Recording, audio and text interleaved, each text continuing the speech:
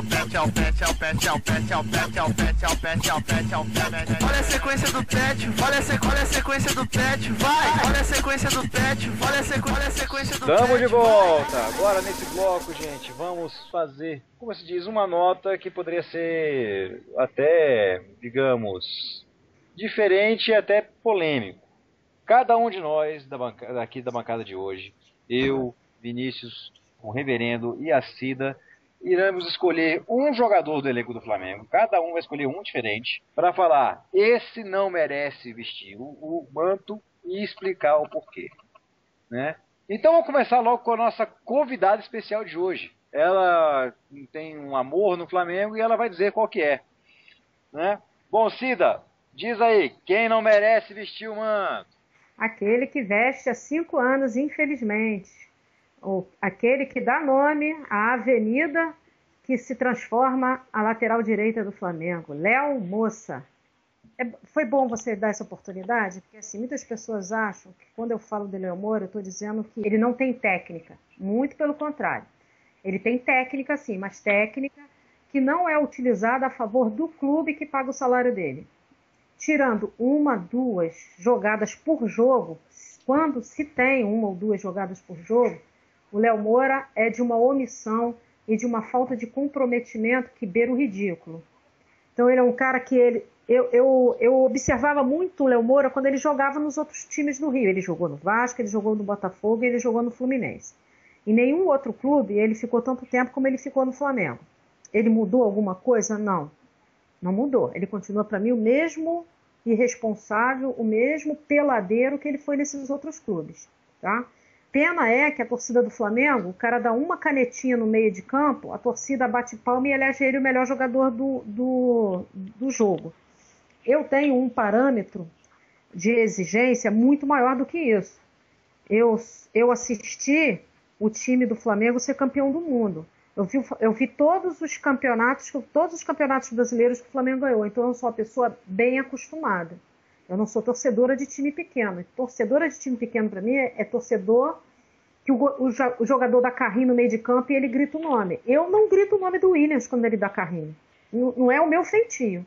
Eu grito o nome de jogador que faz gol, de um jogador que faz uma bela defesa, uma boa jogada. Tá? Então, voltando ao Léo Moça, as características deles que mais me irritam. Quem passar a olhar, quem vai ao estádio, isso é mais fácil. Mas mesmo pela televisão você tem condição. Observem o Léo Moura sem a bola. Observem o Flamengo sendo atacado. Olhem a postura, o posicionamento do Léo Moura. Ele invariavelmente vai para o meio da área e lá, isso quando ele está ali, perto. Porque na maioria das vezes ele está trotando na intermediária do Flamengo. O jogo de quarta-feira, o primeiro tempo ele trotou entre as duas intermediárias o primeiro tempo inteiro. A única jogada que o infeliz fez foi a jogada do gol. Ótimo, ele ganha 400 mil para isso. Então, a minha grande diferença com o Léo Moura é, vejam o quanto ele é omisso, o quanto ele não respeita esquema tático, o quanto ele se omite na marcação, o quanto ele se omite nas jogadas que são de responsabilidade dele. Isso eu não posso aceitar. Isso era uma posição que eu sempre tive em relação ao Léo Moura. E depois daquele episódio dele xingar a torcida da forma que ele xingou naquele jogo com o Náutico, para mim acabou. Ele não tem e nunca vai ter respeito da minha parte, porque ele me desrespeitou. E não admito a desculpa de que ele extravasou, estava nervoso. Zico foi vaiado e não fez isso. Zico perdeu um pênalti e foi vaiado contra o Vasco. Xingou a torcida. Zico tinha todos os motivos para fazer o que quisesse, porque se empenhava em campo. Agora, um merda desse, cara, que não faz nada dentro de campo, que quando faz torcida bate palma e ele acha que ele faz uma jogada boa e passa o resto do jogo todo deitado em cima dessa jogada. Então, para mim, veste um manto que é mais do que sagrado, que foi honrado pelo maior lateral direito da história do futebol mundial, que foi o Leandro, na minha singela opinião. Tá? E ele por mim, macula o manto número 2 do Flamengo. Certo, Cida. Eu vou até comentar um pouco a coisinha que você falou aí. Isso que ela tá falando não é verdade nesse ponto. O Léo Moura volta e meia, tá atacando, perdeu a bola, ele não volta. Ele volta andando, volta trotando, ele não dá um gás. Maioria das vezes isso acontece. Não vou falar que são todas, mas a grande maioria acontece. Ele realmente não cumpre algumas funções de lateral, isso é fato. Desde que quando ele chegou, inclusive quando ele chegou eu falava, com o Flamengo jogar com o Léo Moura e Juan, tinha que jogar de 3 zagueiros na época. Foi até que depois o Ney Franco fez e deu certo durante bastante tempo. Não sou que nem a Cida a ponto de falar que o Léo Moura não merece, tal. Isso é coisa dela e ela explicou pra mim, eu acho que muito bem aqui. Se alguém tinha alguma dúvida, o porquê que a Cida Gomes acha porque o Léo Moura não deve usar o manto, eu acho que agora ficou esclarecido. Obrigado, Cida. Bom, gente, agora eu quero ouvir a opinião do Vinícius. Quem você acha, Vinícius, que não deve usar o manto sagrado? Voador, eu vou partir direto pra cima da zaga. Tudo bem, escolhi um, vou tirar no par ou ímpar aqui e fico com o Wellington. Cara, o tropeço me dá medo. Muito, muito medo. Ele erra a marcação, ele parte pra cima quando não deve. E em bola parada, ele se posiciona exatamente onde não deveria estar. E pior, quando tá com a bola, meu Deus, Ave Maria, só São Judas. Exato, certo. Você lembra, só lembra daquele gol contra o Boa Vista, né? Ele chegou, foi tocar a bola pro Jean, esse que é o pior, né? Ele foi tocar a bola pro Jean, e ambos perderam a bola e o Frontini fez um golaço, né? Tá complicado, tá complicado. Frontini fazer gol bonito tá difícil, cara, é porque tá complicada a situação. Contra o Vasco no Brasileiro, lembra o que ele arrumou? Não. Lembra? Deu o Vasco brasileiro. O Wellington, então pra você, Vinícius, o Wellington não merece vestir o manto sagrado. Ele não merecia nem jogar bola, mas já que ele foi contratado, não merece usar o manto. Já que ele na verdade foi contratado, ele veio da base, né? Eu chamo ele de ruim, Elito. Não, o pior é o seguinte, tinha um cara tão bom na base que era o Fabrício, aí eu fico com o Wellington. Mas o É Elito... estranho, cara. A situação Tem do coisas Fabrício que foi não dá outra, pra né? entender.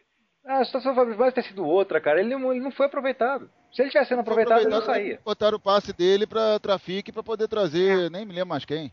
Fierro, foi o Fierro. Fierro. Ele foi fatiado. Foi fatiado pra trazer o Fierro.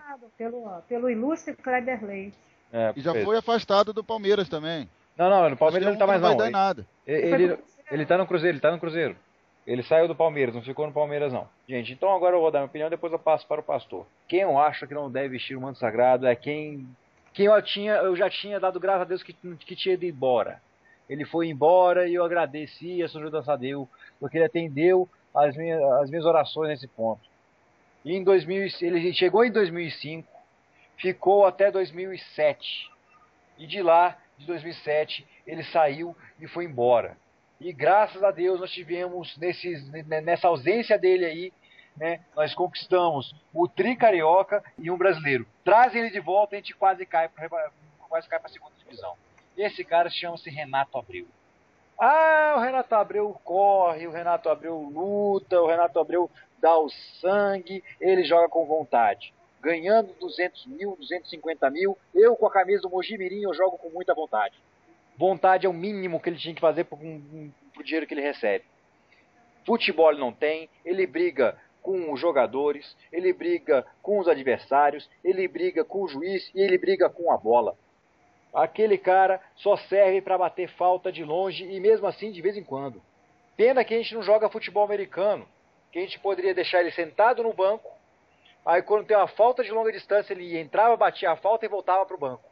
Eu e o Vinícius até soltamos nesse negócio dele cansar desse cara atrapalhar o meio campo do Flamengo, soltamos até uma campanha, né, já que ele reclama demais e tudo mais, para ele não reclamar do banco, a gente arrumar uma almofada pro Renato.